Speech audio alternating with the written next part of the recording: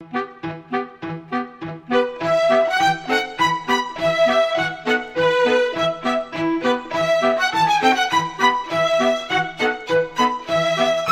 Scientology a cult or a religion, and what is the difference? Yeah.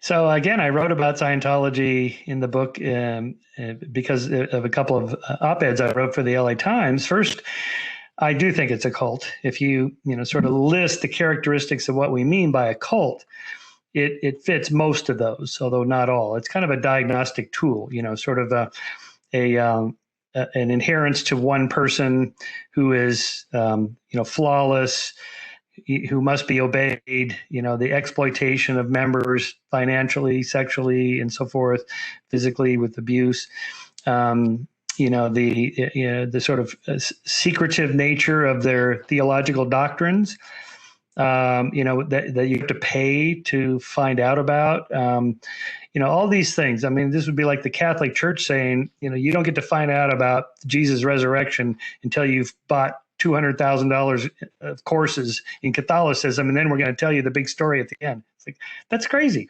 That's a corporation. That's a for-profit company. That's not a religion, right? So I think there are differences between cults and religions.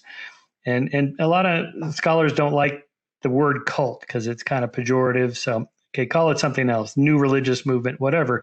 If it's exploiting people and taking advantage of them, and there's no room for errancy on the part of the leader and all that, you got a cult, And initially, I think Mormonism was a cult. I think they've kind of made the transition to more mainstream when they dumped the polygamy and the fundamentalists in the 1890s when Utah wanted to become a state in the Union. So there. Now with the Scientologists, I've been very critical of them. We've debunked a lot of their claims. Straightforward. This is what's wrong with their empirical claims that they make. This is why it's wrong. And here's why we think they're probably a cult. Nevertheless, they should be free to do whatever they want, as long as they're not breaking the law. That is to say, I wrote an op-ed piece in the LA Times about this, reprinted in the book, of there were these protesters down in LA. There's this huge big blue building, and across the street from it is their kind of headquarters there. And people were marching in protest to them, but they were saying things that sounded very much like what anti-Semites yelled at Jews in the 1930s. So I thought, this is not good. This is really sounding pretty bad. I mean, if you replace Scientologists with Jews, we would not tolerate that for one moment.